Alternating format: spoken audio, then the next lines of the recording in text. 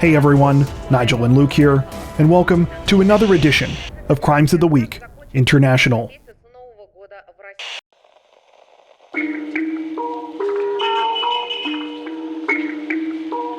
Authorities in the Argentine city of Cordoba said that they ran into an unexpected bit of luck this week when an investigation into several car thefts ended up unexpectedly yielding a massive seizure of illegal drugs.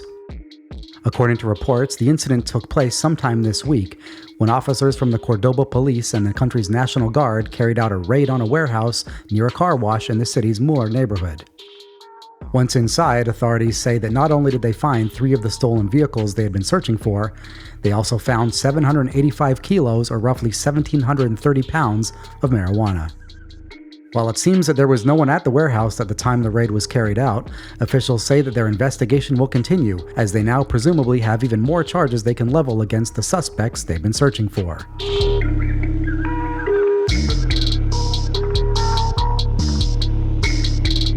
Authorities in South Australia say that they have arrested and charged a man and woman this week after they allegedly committed a robbery and were caught thanks to CCTV cameras, as well as a police ankle monitor.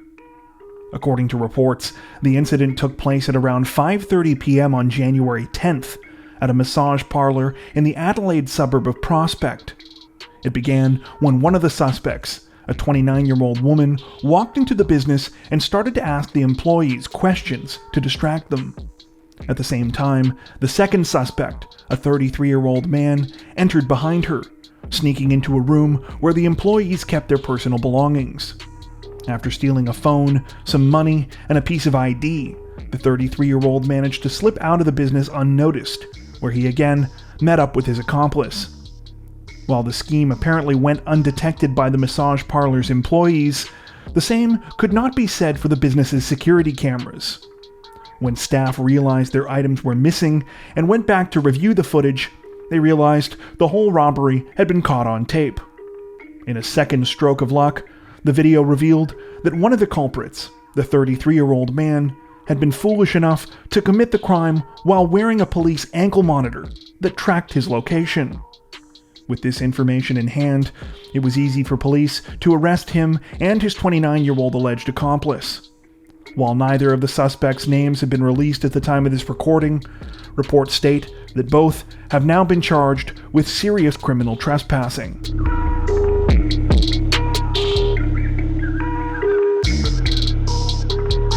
Authorities in the Irish county of Offaly say that a 23-year-old teacher and musician is dead this week after she was murdered while out for an afternoon jog along a popular canal path. According to reports, Aisling Murphy was exercising along the banks of the Grand Canal just outside of the town of Tullamore on January 12th when she was attacked and killed. Her body was found by a member of the public late that afternoon, but the murder is believed to have taken place sometime around 4 p.m. While no exact cause of death has yet been given, authorities say that Aisling sustained serious injuries, quote, consistent with an assault, and that a post-mortem examination was still being carried out. They also say that they have arrested a 40-year-old man in connection with the crime, whose name has not yet been released at the time of this recording. It's believed that the man was a stranger to the 23-year-old victim. The community is understandably shocked and devastated by the news of Aisling's murder. Not only was she a beloved teacher in the local area, she was also a talented musician who was known for performing traditional Irish music. Police are currently asking anyone who may have been near the crime scene at the time of the murder to come forward with any information they might have about the case.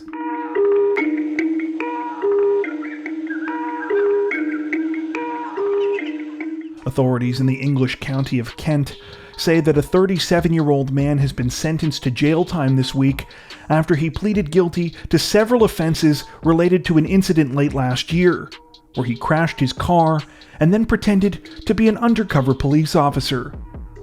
According to reports, the incident in question took place in November, when David Saunders was driving recklessly in the town of Ashford.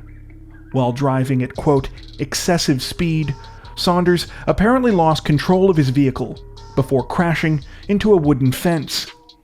Reports state that he narrowly avoided hitting a family of 6 in the process. After getting out of his car, Saunders allegedly made matters worse for himself when he began aggressively arguing with a member of the public who had witnessed the event telling him that he was an undercover police officer.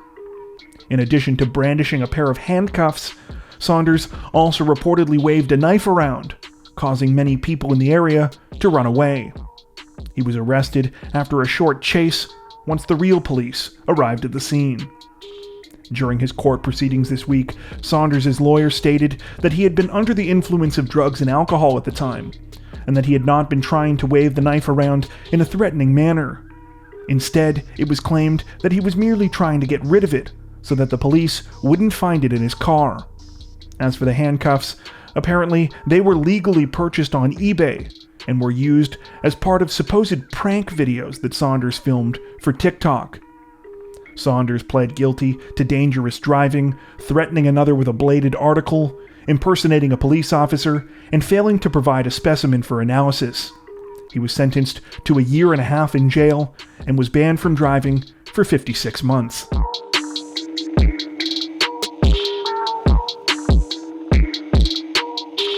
Authorities in both the Netherlands and Belgium say that an escaped youth offender is dead this week after he allegedly fled the facility where he was being held and instigated a shootout with police.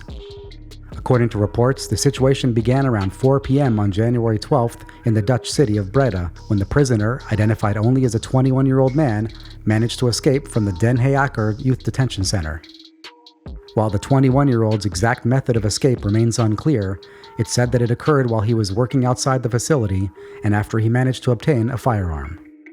Once he had the weapon, he used it to take 2 of the prison staff members hostage, forcing them into a nearby vehicle before driving off. The 21-year-old prisoner drove across the border into Belgium, where he released the 2 hostages unharmed in a grocery store parking lot. He then continued to the village of Sint-Lenaerts. By the time the escaped prisoner arrived in the village, witnesses alleged that he was already being pursued by police and was seen driving erratically at a high speed, sometimes on the wrong side of the road. At least one witness told reporters that they narrowly avoided being hit. The chase finally came to an end when the 21-year-old allegedly got out of his vehicle and began shooting at police officers who returned fire. It's said that at least 30 shots were fired during the confrontation and that the 21-year-old was struck and killed during the gunfight. At the time of this recording, both Dutch and Belgian authorities say that the situation is still under investigation. Neither the 21-year-old's name or any possible motivation behind the crime have yet been released.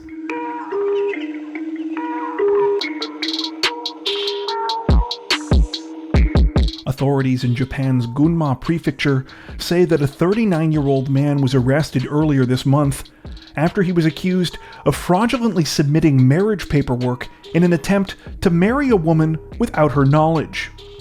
According to reports, the whole thing started back in late September of last year, when the 39-year-old resident of the city of Isesaki went to a local government office and submitted documents to register his marriage to a local woman in her 30s. All the paperwork appeared to be in order and was accepted by the officials for processing. For those that don't know, unlike in many other countries that use signatures for official documents, Japan uses a form of personalized traditional stamp called hanko or inkon. Without getting too far into the nitty-gritty, there are 3 different sort of levels to these stamps that are used in everyday life. The highest level hanko is registered with the government and is used for things like buying a house, signing employment contracts, and signing marriage licenses. The second level is used for financial transactions and is a little more informal and just needs to be registered with your bank. The lowest level hanko is one used for basically everything else, like signing for mail, stamping notes for school, etc. Importantly though, this hanko is not registered anywhere and has no real legal standing. It was this last level of stamp that the 39-year-old man allegedly obtained in the victim's name and used to sign the marriage paperwork. Though this wouldn't have held up to any sort of court challenge, it was apparently still enough not to raise too much suspicion when the man initially filed the marriage documents. While reports don't mention whether it was the 39-year-old man or the government who first informed the victim that the processing had begun on her marriage documents, what we do know is that as soon as she found out about the whole thing, she called the police.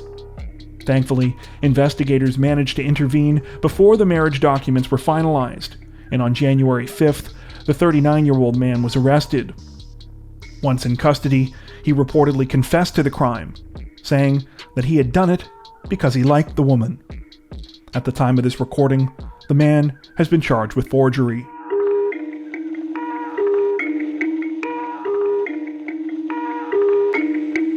Authorities in the South African province of Limpopo say that they are investigating the brutal murder of an unidentified woman this week after her charred remains were found in some bushes.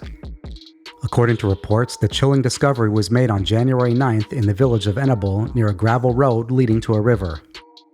While the woman's body was burnt beyond recognition, investigators say that she had beads normally worn by traditional healers. Her cause of death is not clearly stated in reports, though they do say that it's believed the woman's body was burned at the place where it was discovered.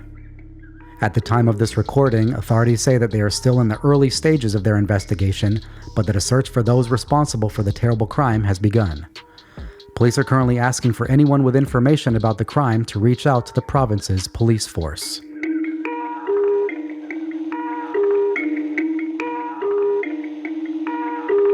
Authorities in the Thai city of Phuket say that they are on the hunt for a 47-year-old man this week after he allegedly opened fire at a local market, killing 2 and injuring 3 others.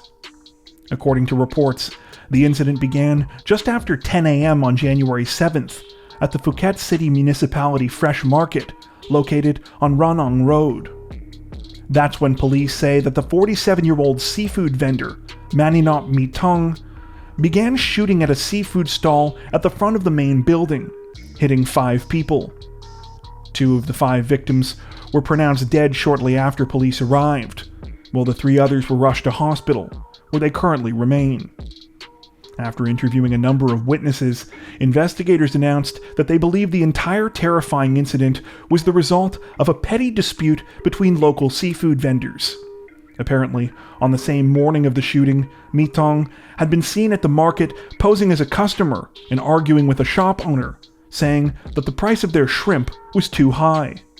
This argument reportedly went on for some time, until the shop owner realized that Mitong was in fact another vendor, likely trying to drive away business. Regardless of his motive, the argument allegedly sent Mitong into such a rage that he went home, retrieved a gun, and came back to commit the shooting. It's said that one of the 2 deceased victims was a seafood shop owner. Following the shooting, Mitong reportedly called police and told them that he planned to turn himself in. However, he never did. Police were able to track his vehicle to a nearby harbor, where he was observed on CCTV footage boarding a boat bound for Coconut Island, off the coast of Phuket. At the time of this recording, authorities are still searching for Mitong, but say that they are scouring the island. That brings us to the end of this edition of Crimes of the Week International. If you're a fan of the new series, don't forget to tell us in the comment section below. While you're there, make sure to subscribe to Crime Zone for more true crime content like this, making sure to hit the notification bell to stay up to date with our latest videos. Thank you for watching.